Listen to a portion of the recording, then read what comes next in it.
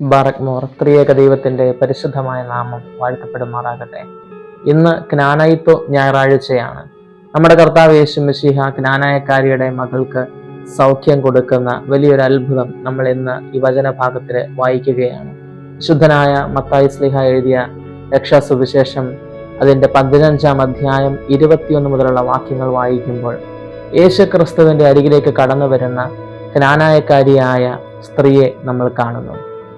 പ്രിയപ്പെട്ടവരെ, പലതരത്തിലുള്ള അത്ഭുതങ്ങൾ യേശുക്രിസ്തു സുവിശേഷത്തിൽ പലയിടത്തും പ്രവർത്തിക്കുന്നത് നമ്മൾ കാണാറുണ്ട്.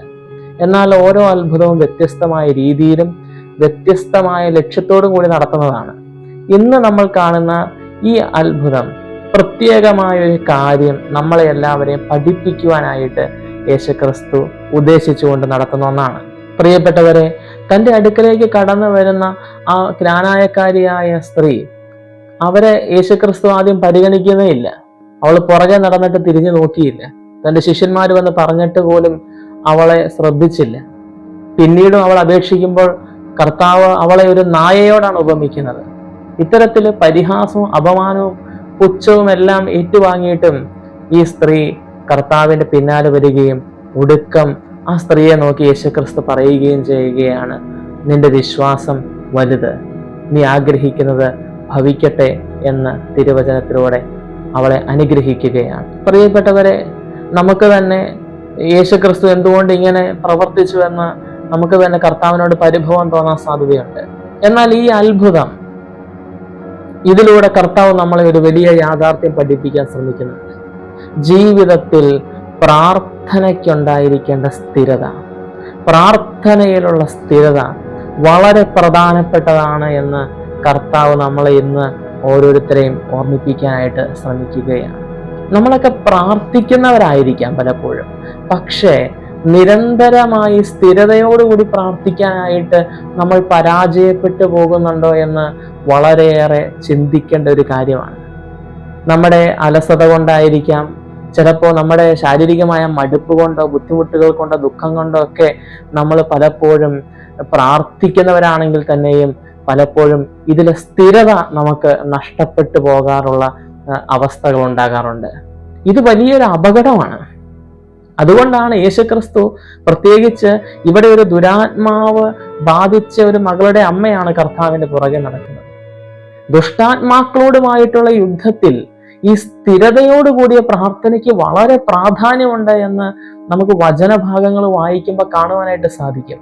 അതുകൊണ്ടാണ് വിശുദ്ധനായ മർക്കോസ് എഴുതിയ രക്ഷാസുവിശേഷം 9:29 യേശുക്രിസ്തു പറയുന്നത്, എന്തുകൊണ്ടാണ് ഞങ്ങൾക്ക് ഈ അശുദ്ധാത്മാവിനെ പുറത്താക്കാൻ കഴിയാതെ പോയതെന്ന് ശിഷ്യന്മാര് കർത്താവിനോട് ചോദിക്കുമ്പോൾ കർത്താവ് പറഞ്ഞു കൊടുക്കുന്ന ഒരു കാര്യമുണ്ട്, ഉപവാസം കൊണ്ടും പ്രാർത്ഥന കൊണ്ടുമല്ലാതെ മറ്റൊന്നുകൊണ്ടും ഈ വർഗം പുറത്താവുകയില്ല.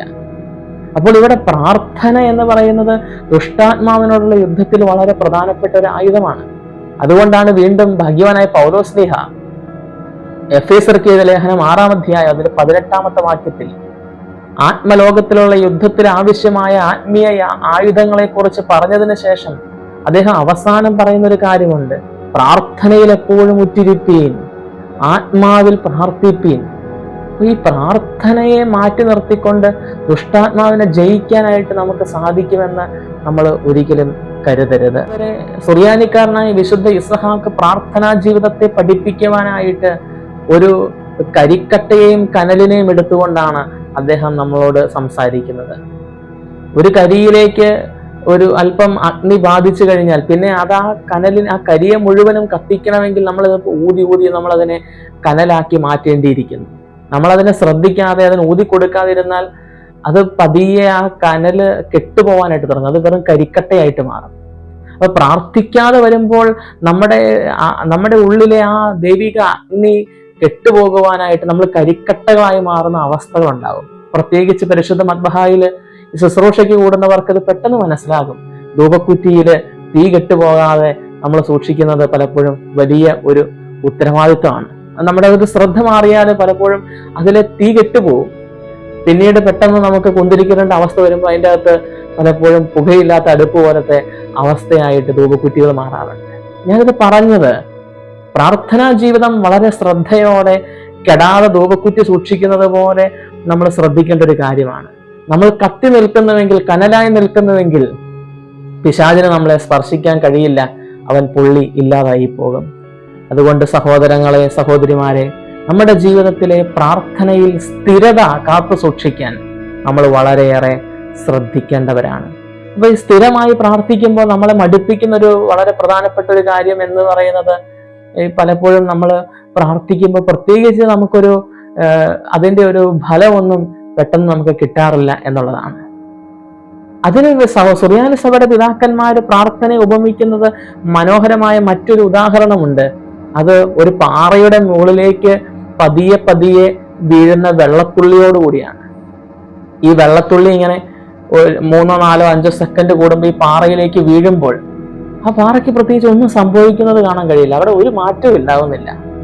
എന്നാൽ പതിറ്റാണ്ടുകൾ കഴിയുമ്പോൾ, കാലഘട്ടങ്ങൾ മുന്നോട്ട് പോകുമ്പോൾ, ആ ഒരു ചെറിയ തുള്ളി അങ്ങനെ കൃത്യമായി വീണുകൊണ്ടിരുന്നിട്ടുണ്ട് എങ്കിൽ അനേക കാലങ്ങൾക്ക് ശേഷം നമ്മൾ അവിടെ ചെന്ന് നോക്കുമ്പോൾ ആ പാറ തകർന്നിരിക്കുന്നത് കാണാനായിട്ട് നമുക്ക് കഴിയും. ആ പാറയിൽ വലിയ വ്യത്യാസങ്ങൾ വരുത്തിയിട്ടുണ്ടാകും. ഇതുപോലെയാണ് പ്രാർത്ഥന എന്ന് പറയുന്നത്. അത് ചെറിയൊരു വെള്ളത്തുള്ളി പോലെ വീഴുന്നു എന്ന് കരുതി നമ്മൾ അതിനെ നിസ്സാരമായിട്ട് കാണരുത്. അത് സ്ഥിരമായി നമ്മൾ അനുഷ്ഠിക്കുന്നുണ്ട് എങ്കിൽ അത് ഏത് കഠിനമായ പാറകളെയും പിളർത്തിക്കളയാൻ ശക്തമായ ഒന്നാണ്. മാർഷൽ ആർട്സിലെല്ലാം വലിയ പ്രഗത്ഭനായിരുന്ന ഒരു വ്യക്തിയാണ് ബ്രൂസ്ലി. ഈ ബ്രൂസ്ലി പറയുന്ന വളരെ ശ്രദ്ധേയമായ ഒരു കാര്യമുണ്ട്. 10,000 അടവുകൾ അറിയാവുന്നവൻ എനിക്ക് പേടിയില്ല, പക്ഷേ ഒരൊറ്റ അടവ് 10,000 പ്രാവശ്യം പരിശീലിച്ചവൻ എനിക്ക് ഭയമാണ്. അതുകൊണ്ട് പ്രിയപ്പെട്ടവരെ, നമ്മൾ ഒത്തിരി കാര്യങ്ങളുടെ പിന്നാലെ പോകുന്നതിനേക്കാളും നമ്മൾ ഒരു കാര്യത്തിൽ വളരെ ശ്രദ്ധയോടെ സ്ഥിരത കാണിച്ചാൽ അതിന് വലിയ പ്രതിഫലമുണ്ട്, അത് വലിയ ശക്തി നമുക്ക് പകർന്നു നൽകും.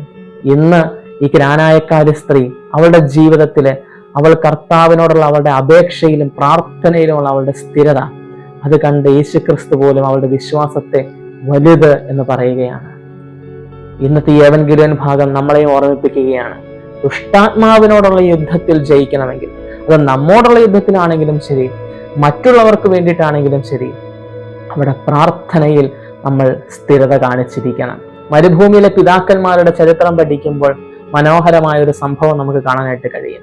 മരുഭൂമിയിൽ ഒറ്റയ്ക്ക് ജീവിച്ചിരുന്ന ഒരു സന്യാസിയെ അനേക കാലങ്ങളായിട്ട് ഒരു പിശാച് പീഡിപ്പിക്കുന്നുണ്ടായിരുന്നു.